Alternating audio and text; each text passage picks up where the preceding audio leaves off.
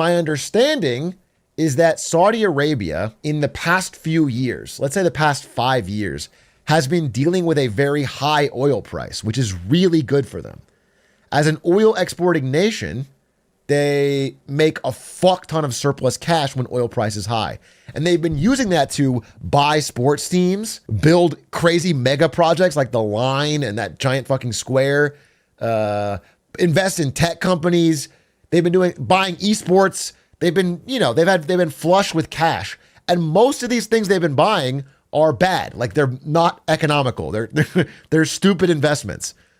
So as the oil price has been crashing, it's way down. Suddenly Saudi Arabia finds itself with a ton of bad spending, bad debts, and way less income.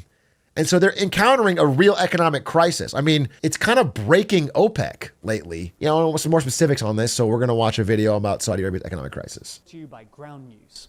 Even before the recent decline in oil prices, Vision 2030, Saudi Arabia's ambitious plan to diversify its economy away from oil via a series of eye-catching mega projects, wasn't... Wait, let's look at it again. Billions of bets in the gaming industry, billions of bets in the sports industry, billions of bets on building Neom and EcoCity and the Line. Yeah, I think Neom is the Line, huh? But they also built that gigantic square in Riyadh, the Cube. Wasn't exactly going to plan. Costs were overrunning, foreign investment was drying up, and the kingdom was running chronic deficits. However, the post-Liberation Day crash in prices has made things markedly worse. And on Tuesday, the Saudi Finance Ministry quietly admitted that they had borrowed more in the first quarter of 2025 than ever before. So in this video, we're going to explain the recent crash in oil prices, how it fits into the... I mean, I respect them trying to be more like America by borrowing absurd amount of money they can't pay back. I guess more like every goddamn country in the world, really. Well, I don't know why I'm isolating us. Everyone's fucking doing it. Just fucking whatever you want, borrow for it. The Saudis' $100 a barrel project and what this ultimately means for the Saudi economy. Everyone? Yes, China. China is indeed borrowing like fucking crazy. China has about the same debt. I mean, if you do total debt combined, like state plus government, China's like 300% debt to GDP. Norway isn't. All right. But not every country is a relatively small, homogenous, oil producing nation. Most countries are fucking borrowing. All right. They have fucking things they got to build or do. Ain't Norway.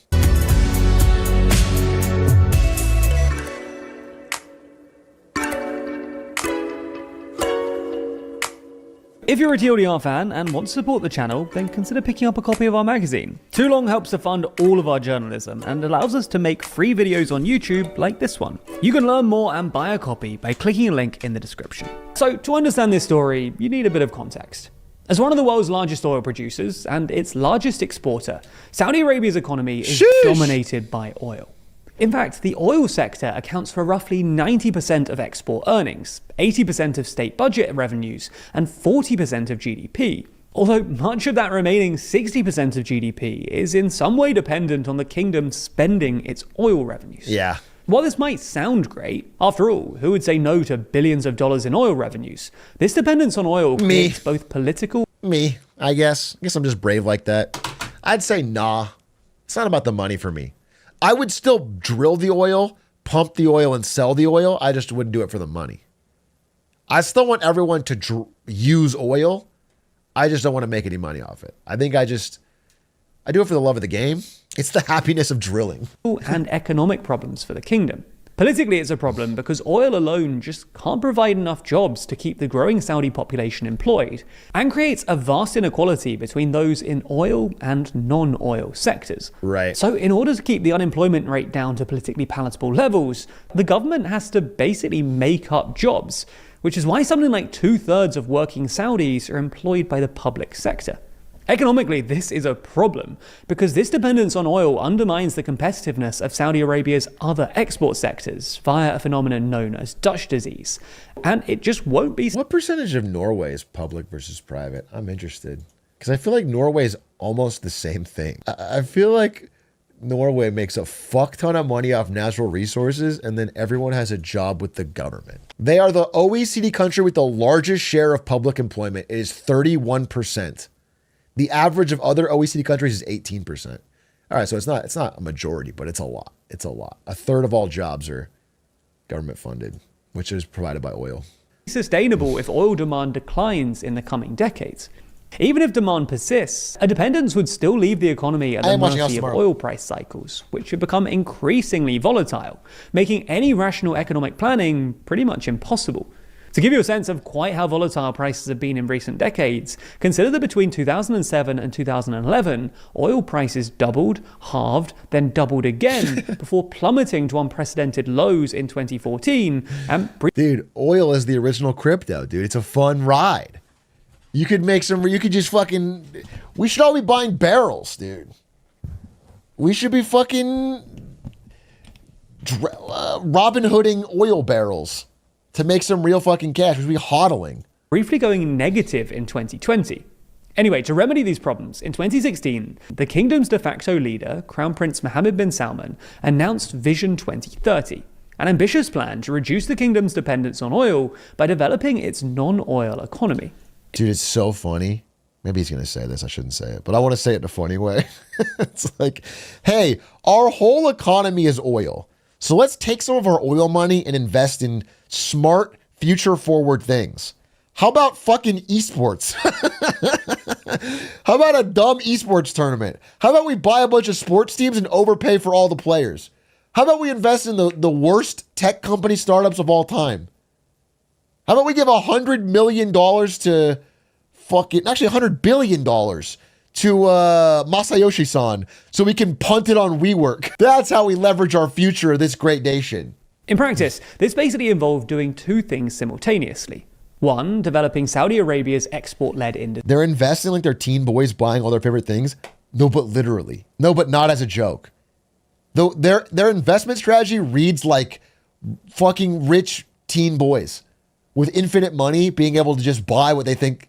Yeah, I need a soccer team. I'm in Jurassic World pay for it. We're going to build a league. Jurassic World pay for it. We're going to build an esports tournament. Jurassic World pay for it. We need some cool tech stocks. Jurassic World pay for it. It's crazy. And that's the future of that's what the post-oil economy is supposed to be. And it's all these bets by industries like tourism, mining, and manufacturing, to the point where they're internationally competitive and don't need to be subsidized by oil revenues. And two, developing Saudi Arabia's domestic economy to increase domestic demand and reduce imports by doing stuff like investing in education, building infrastructure, and providing cheap loans to small businesses. Now, this was always ambitious. Most oil exporting countries have struggled to break their oil habits, and those that have, most notably Norway, have achieved this by investing their oil revenues. Can we get an email called Snorway that we can spam whenever Norway tries to brag about something? I'm sick of it, dude. I'm snoozing. I'm snoozing at Snorway. Like, we get it, but it's still cold. Okay? It's still fucking cold up there. Over long periods of time. The timeline outlined by Vision 2030, however, is remarkably short. By 2030, MBS wants the private sector to account for 65% of GDP, Bro, come with on. half of that coming from SMEs, non-oil products to account for 50% of all exports, and renewables to generate 50% of the country's electricity. Bro is dreaming. Getting there this quickly was always going to be expensive. Which is why, after the pandemic, the Saudis decided that they wanted to push the price of oil up to $100 a barrel in order to make sure that they have enough cash in the bank. This was also pretty ambitious. After all, oil traded at around $60 per barrel from 2015 until the pandemic. But the Saudis were optimistic that they could achieve this because of OPEC+, the expanded cartel of oil-producing states that now includes both Russia and Saudi Arabia, and thus has massive sway over global prices. Unfortunately, though, this plan didn't really work, and prices settled at around $80. Nah, I don't really want to go into this because it's fucking fascinating. Okay, so look, OPEC is a cartel, right? They get all these oil countries to team up and choose to voluntarily export less oil so they can keep the price high. The idea is that they all compete, it'll drive down the price of oil and they won't make as much money. But if they all agree to only voluntarily do a few million barrels each or whatever, then they can all make more money. And one of the things they did around this time period, this let's say 2015 to 2024 time period, was the United States started to get into shale and fracking, okay? And the shale revolution, where the Permian Basin in Texas started to add a full Saudi Arabia of oil output. Sorry, Saudi Arabia of oil output. I'm circling India. A full Saudi Arabia oil output. Okay? That was the plan. But then Saudi Arabia is like, okay, OPEC, here's what we got to do. Here's what we got to fucking do. We're going to all team up to voluntarily cut our exports to drive, actually, no, sorry, opposite. We're going to team up to mass produce oil to drive down the price so it drives these companies out of business so they can't be profitable. That was the plan. So between those years, they voluntarily extra exported. Like they drove down the price of oil on purpose to try and make this non-productive. And it didn't work. For whatever fucking reason, U.S. shale did not die. Even though it was not making any money, it just barely hung on. And then as it hung on, it kept growing. And now the United States has so much oil output, like, again, a full Saudi Arabia added, that it's kind of breaking OPEC. It's like, it literally is an under-discussed story because it mostly happened, like the real breaking happened, again, this happened over many presidents, but the result of it happened during Biden, and Biden did not want to talk about his victories in the oil market or like how much oil we were pumping because it's not a Democrat talking point. So it's under-discussed, but it is a big deal that like OPEC's power has been dramatically reduced since COVID, largely because of advances in things like shale and fracking, and because some of these OPEC member states have gotten antsy and started to like skirt the rules a little bit of the cartel. Unfortunately though, this plan didn't really work, and prices settled at around $80 after the pandemic. This was in part due to a raise in non-OPEC production, including from Canada, Brazil, Guyana, and the US via shale. But it was also because the Biden administration started releasing oil from the US's strategic petroleum reserve when prices got too high. This caused immense frustration within OPEC+, and members started resisting further cuts. Angola actually quit the cartel last year, and it's become clear that some of its members, most notably Iraq, Kazakhstan, and the UAE, were pumping more oil than they were supposed to. Yeah, they were cheating. That's great. Yeah, perfect example. So again, as the cartel started trying to control prices by telling people what they could pump, and it wasn't working, they got desperate. And so all these OPEC Plus members started being like, okay, we're going to sneakily, because everybody has their own individual incentive. If they're like, hey, everybody, we're not going to pump oil to make the price up, but then you secretly do, you make a huge profit. So everybody at OPEC has an incentive to cheat the system of OPEC while hoping everybody else follows the rules. And it's actually been kind of like breaking down because of they have lost their control over. It's very interesting. Like this whole story is very interesting. This caused deep frustration in Saudi Arabia and forced the kingdom to unilaterally cut production by 2 million barrels a day in order to keep global prices high, bringing Saudi output down to its lowest level since 2011. Yeah, prisoner's dilemma, yeah. This also meant essentially accepting lower revenues in the short term, despite the fact that the Saudi budget was already coming under strain from the cost of MBS's Vision 2030 mega projects, like the Neom Line City and the new Saudi Football League. This caused government spending to surge, the Saudis to start running a chronic budget deficit, and the all-important break-even price, i.e. the price that oil is required to be for the Saudis to balance their budget, to rise to about $110 per barrel, according to Bloomberg Economics. This is why the recent crash in oil prices, which have now fallen to around $60 per barrel, looks so tough for the kingdom. Yeah. The immediate cause of the crash was Trump's Liberation Day, which dampened demand forecasts. But it's been exacerbated by the fact that the Saudis have... By the way, also worth saying, this crash in oil prices directly harms Russia. It makes Russia and their aggression in Ukraine much harder to sustain. So much of what funds the Russian war machine is higher priced oil. In fact, I saw an extremely convincing mathematical argument that showed that one of the worst things we did to hurt Russia was sanction their oil right around here. Because all that did was drive up the price of oil, which they then sold on the black market or to China and made more money anyway.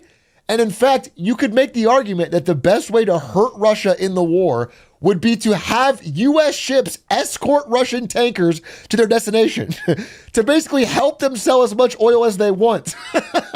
Because it literally would actually drive down the price of oil on the open market and hurt their ability to fund their fund. It's like, the way this whole thing works is just very interesting. The way commerce plays out, the way sanctions play out is very interesting, especially if some country as big as Russia has a buyer like China or India. Like, you can sanction a small country for sure on oil if you have enough market power, but a big one, you really can't. They will always find a buyer. And so it actually was weird how it ended up driving it up. Anyway, now that that's kind of changing and the oil price is crashing, it's hurting all the oil-based economies. Day, which dampened demand forecasts. But it's been exacerbated by the fact that the Saudis have started to unwind some of the voluntary cuts that we mentioned a moment ago. A tacit admission that their $100 a barrel policy has failed. If prices stay here, Goldman Sachs estimates that the kingdom will run a $67 billion budget deficit this year. That's nothing. Well over double. Just to be clear, we do that in a day. Get on our fucking level, Saudi Arabia. We do that in a day. The government's current forecast. This might even be an underestimate, because on Tuesday, the Saudi Finance Ministry quietly admitted that the kingdom had borrowed an unprecedented $30 billion in just the first quarter of 2025, the highest quarterly figure on record. If the kingdom continued to borrow at this rate, this would imply an annual deficit of about $120 billion this year, or about 11% of GDP, which would be one of the highest in the world. Okay, that's actually fucking crazy high percentage-wise. Holy God. Now, to be clear, the kingdom does still have enormous cash. The U.S. is running about a 6-7% budget deficit of GDP, which is World War II levels. Just to be clear, it's World War II levels. 6 to 7% of our GDP is in deficit. Yeah, we have a deficit as the size of, not 67, but that is World War II level of deficit GDP. It's not a good number, but it's crazy to have 11. Cash reserves, and its debt to GDP ratio is around 30%, well below most equivalent economies. Nonetheless, even if there's no immediate risk of default, although the cost of insuring Saudi debt against default is at the highest level it's been since 2020, the kingdom will still be wary of eating too far into its foreign exchange reserves, which are mainly used for pegging the Saudis' rial to the US dollar. What? And structurally lower oil prices will also force MBS to buy me a barrel of oil before you peg me. GG, Saudi's gonna have to sell Ronaldo back. Bro, not even a joke. This oil price keeps falling. The soccer team's not holding up, dude. The price does not make sense. To dramatically scale back his Vision 2030 plans. Enthusiasm for Vision 2030 is also waning. Lots of big projects like NEOM have suffered recurring delays and reviews, and foreign investment seems to be drying up. The risk for MBS here is that if oil prices stay low, then he'll have to pare back Vision 2030 so far that it becomes unrecognizable, and the kingdom will lapse back into a total reliance on oil. But understanding how Saudi Arabia and OPEC really plan to manage oil prices isn't an easy topic, and as such, there's plenty to read about it online, with 184 sources reporting on the recent cuts to production. The issue is, how can you be sure that what you're reading here isn't hugely biased? That's an ad for Ground News. That's an ad for Ground News. No, but I mean, if you knew that, if you could figure out what OPEC is planning next to try and get oil prices up, that's fascinating. I want to read more about it. I would love to know who's got speculation on that, because it underpins a lot of other things. Like, again, some of what Iran does with funding other organizations is trying to cause chaos that drives the oil price up, because that's where all their money comes from. Wouldn't the Crown Prince of Saudi know? Just DM him. Yeah, I'll DM MBS. I think Aiden knows him. I'll fucking send him a DM. I'll ask him what's up. We'll chop it up. Not literally, though. When the cash dries out, they can't buy any more friends if the long play is tourism. Yeah, I hope the long play isn't tourism for Saudi Arabia, but it's crazy because there's so many things they could have invested in. And I feel like they picked the dumbest ones. It feels like a real squandering of a moment where they were printing money hands over fists. Crunchy Butter, thank you for the 34 months. Love the content, Big A, but I have a question I need you to answer for me. Let's say you're offered $17.6 billion to peel and eat an entire orange. The orange and orange peel are provided for you. If you're having trouble peeling the orange, someone can do it for you. Also, you don't have to eat it if you're not hungry. What do you do?